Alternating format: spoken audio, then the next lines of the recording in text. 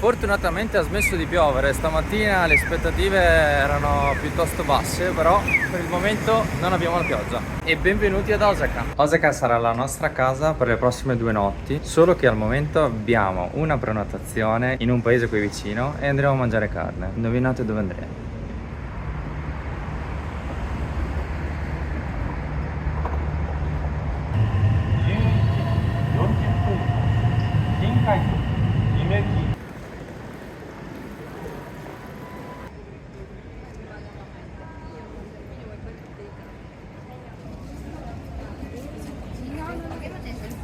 Siamo arrivati a Kobe e questo intorno a me è la Chinatown della città.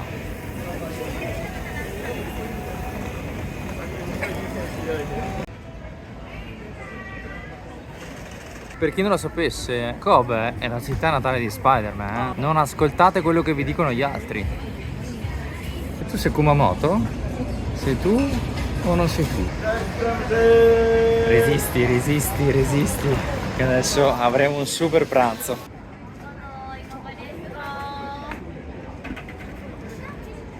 Siamo arrivati al ristorante della carne di Kobe e siamo in perfetto orario, spero di aver prenotato correttamente. Adesso vediamo. Stiamo avendo un po' di difficoltà perché qui con i piani dei palazzi è sempre un giochino meraviglioso trovare i posti. Ce l'abbiamo fatta, ora non ci resta che mangiare e spendere un sacco di soldi.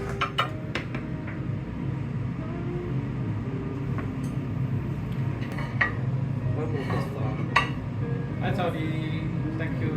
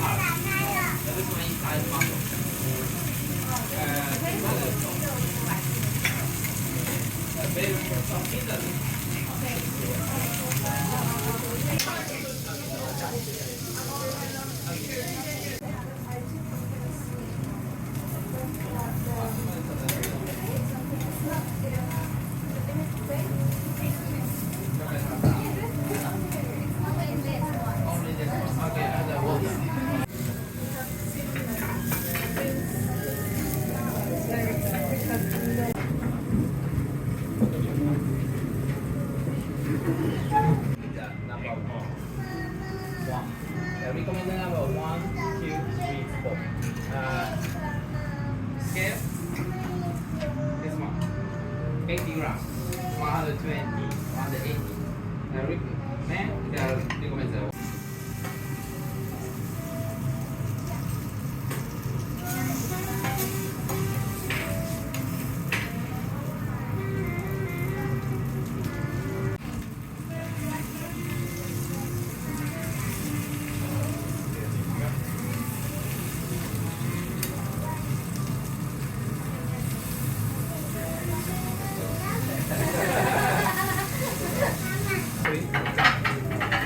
What time? Not all, only beef free. Okay. Only beef. Only beef. Original wasabi. Must be Himalayan salt.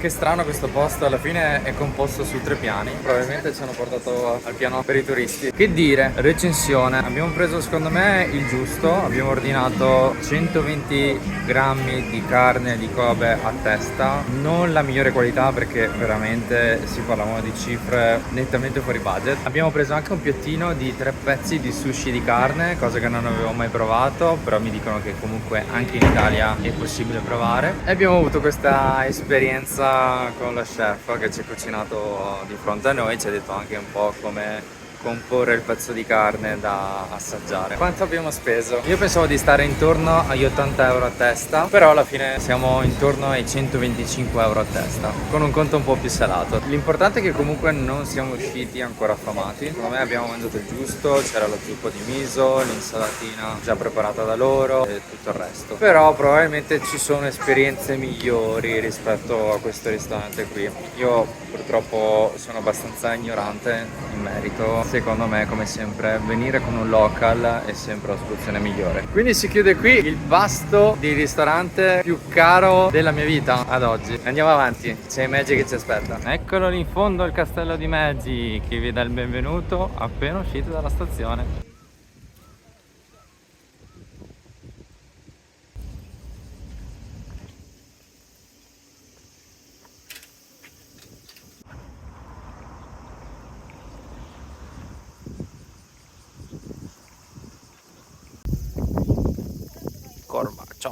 Corvaccio grande, con la bocca aperta.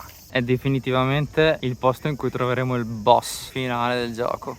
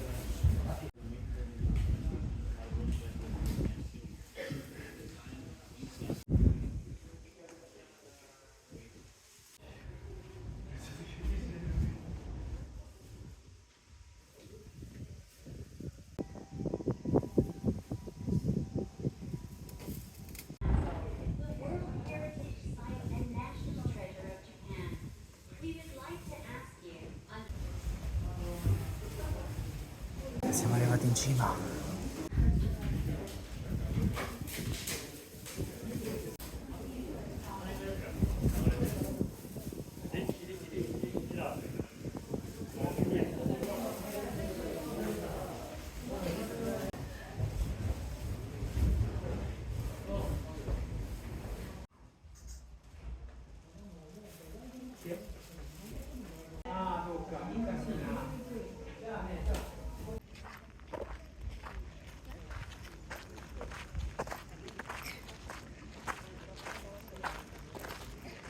E questo era il castello dell'imperatore. La particolarità è che quando volevi conquistarlo i nemici non sapevano quali scale prendere per salire su, è come se fosse stato un labirinto. Fortunatamente il giardino a fianco al castello non ha gli stessi orari del castello, perché il castello è appena chiuso, e quindi visitiamo.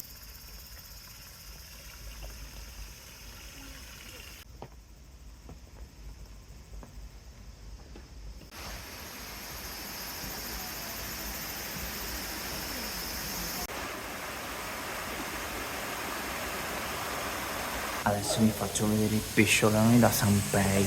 Guardate quanto sono grandi.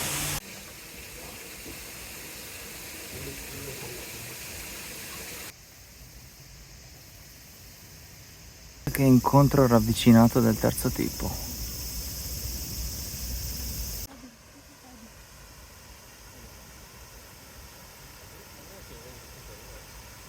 Una porta degli Hobbit.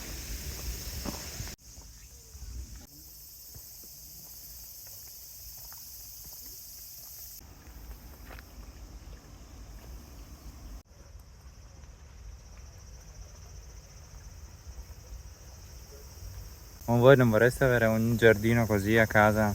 Io sì.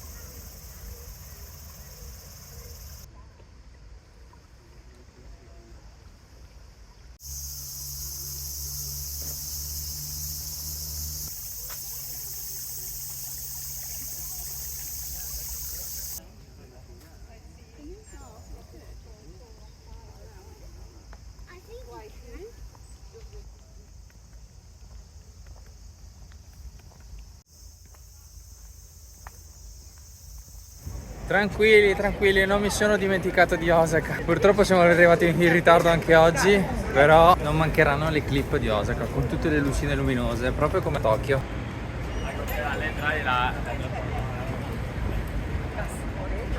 Stiamo morendo di fame, purtroppo il posto in cui sono andato a assaggiare l'okonomiyaki l'ultima volta è già chiuso, perché abbiamo fatto tardi ovviamente. E appunto l'okonomiyaki è il piatto tipico di Osaka e Hiroshima ed è anche detta la pizza giapponese. Poi qualcuno mi dovrà spiegare perché, ma è così. Per il momento sono arrivati i miei yakisoba, ancora con le alghette che si muovono qui dietro, sembrano vive. E proviamo anche i takoyaki pettinati. Niente street food stasera. Che liquidosi. Prova takoyaki numero 1. Ed eccola qui la pizza giapponese, Shumasta Okonomiyaki. È un vero peccato perché dall'altra parte c'era lo chef che te lo cucinava davanti ed era sicuramente più scenico, però speriamo che sia altrettanto buono. Okonomiyaki l'assaggio. E non dimentichiamoci gli yakisoba, che splendore. Penso che digeriremo quello che abbiamo mangiato adesso domani sera. Molto pesante, ma molto buono. In due abbiamo pagato 21 euro, più o meno.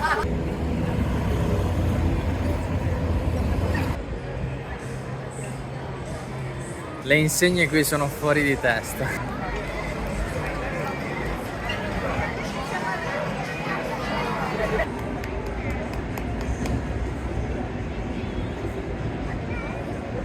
Abbiamo anche i navigli qua a Osaka. Indovinate dove lo fanno nel prossimo Expo?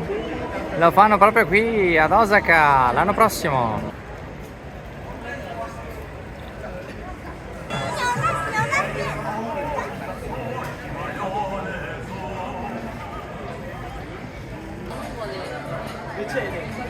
Io vi vorrei far vedere anche i tombini qua per terra che sono spettacolari. Un'opera d'arte. Quanto belli sono. Ah, quanto è arrabbiato lo chef del sushi! Ah. Letteralmente fatta d'oro, come mai? Come costi tu, mia cara, nessuno mai. Un melon pan gigante qui, potrei impazzire! Per fortuna che sono super pieno. Chiudo la giornata e anche tutto il viaggio con questo sfondo splendido, pieno di luci, bellissime. Anche oggi chiudiamo la giornata super sudati, super puzzolenti, ma super pieni di esperienze nuove. Per me questa è stata la seconda volta, ma è come ritornare a casa.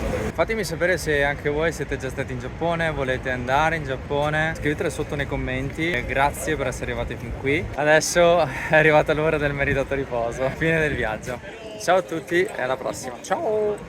Ah, mi dimenticavo. C'è già il video delle considerazioni, non sono cambiate dall'ultima volta, quindi da questa parte o da questa parte le trovate.